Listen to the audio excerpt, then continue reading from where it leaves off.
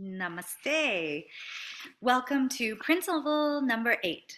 So I'm really happy to be here. It is actually another day, and I- I'm really excited about this process of sharing this book with you because I feel so joyful inside myself that I actually put these words on paper, and they're just actually a reminder of the things that I found along the way that once upon a time were so significant that they were worthy of a book, and that they're not mine. They're not mine. It's just something that came through me that I feel would be helpful for others to know, maybe who've never been exposed to these ideas.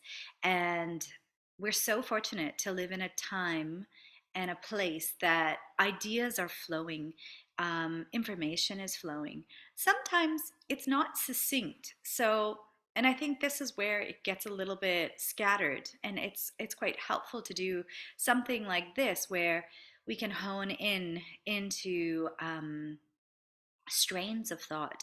So meaning that the yogis, the sages, these are quite universal through a lot of different disciplines, and it seems that they are just helpful to really immerse yourself into this experience of change, but not change through um, the mind.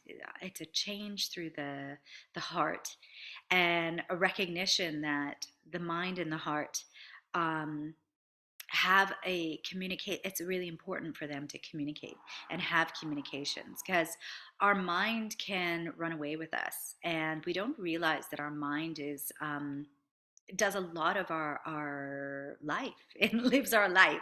So that's what this principle is actually about. It's called being true.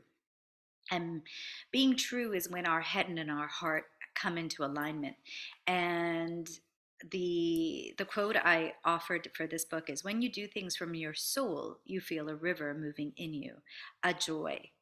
So to really drop into, I mean, that's even up for debate. What is the soul? What does that mean?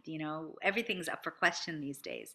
And even myself, it was is that an idea? Is the soul an idea? And that's a big philosophical debate. But the terminology. But when you sit on your own or by yourself, um, there is a center, and the way that I understood it with the yogis is that the senses lead us back to this place. So our sense of hearing, our sense of taste, our sense of touch, our sense of feeling, our sight, when we turn it inside, our inner sight, our inner feelings, they lead us into this place where the center of our intelligence is. So this center of intelligence um, can get very wired to our day to day, our the way that we were raised, the way that we were um, brought as we go forward. So, but when we get back to that center, we come back to this neutral place, and that neutral, that presence, that stop, that moment, you could arguably say that is at the center of who we are. Now, what that word is, soul, that is up for your belief systems.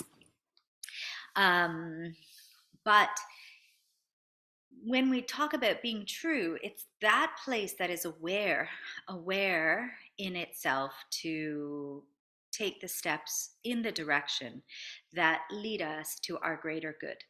And that is the call of being true, being authentic, being in our true listening to ourselves. If we know we need to do something for the better of us and the people around us, then we step in that direction.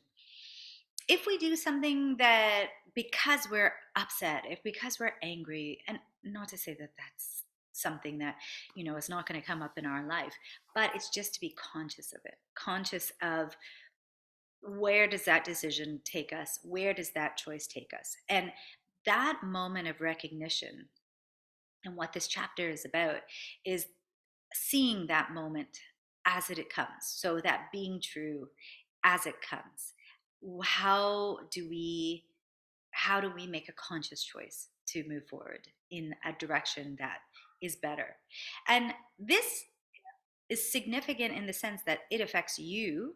This is your life, but it has a ripple effect to the rest of us. So when we take positive energetic choices, positive emotional choices that move us in positive direction, it offers a ripple effect into the world.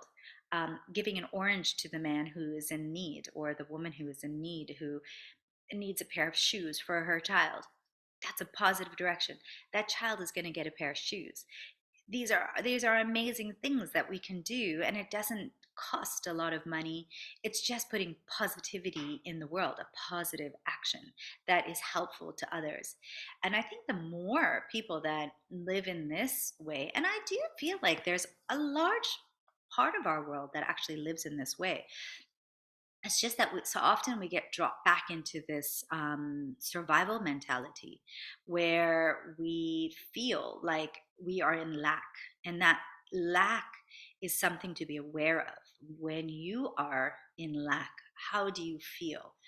Do you feel in lack of emotions? Do you feel in lack of love? Do you feel in lack of connection? How can you step out of your lack? What would bring you love? What would bring you connection? What would bring you um, a feeling of abundance? Because I don't think it actually takes a lot to help us move into a place of um, goodness inside of us. That feeling of it's okay. You know, it doesn't take a large house. It doesn't take a a significant amount of money. It can happen in one moment. So my question for you would be, if you have your journal, um, just to take a moment and just to see where you're at today. What is your feeling? What do you commonly look at in yourself? What is your operatus operatus mundi? I think the idea is what are you operating? Where are you operating from? Um, what makes you go in the morning? Is it to help your family? Is it to, or is it feel like a slog? So, and just to see that emotion, and it's okay, because at the heart of those emotions there is something that's missing. So this is a great way to come back into our authentic state. I mean, we don't want to live also in dreamland. We don't want to be in the positive when we know we're not feeling good. We want to know why we're not feeling good. So I invite you to look at that. Please jot it down, and I hope it's helpful. I'll see you for principle number 9. Thank you.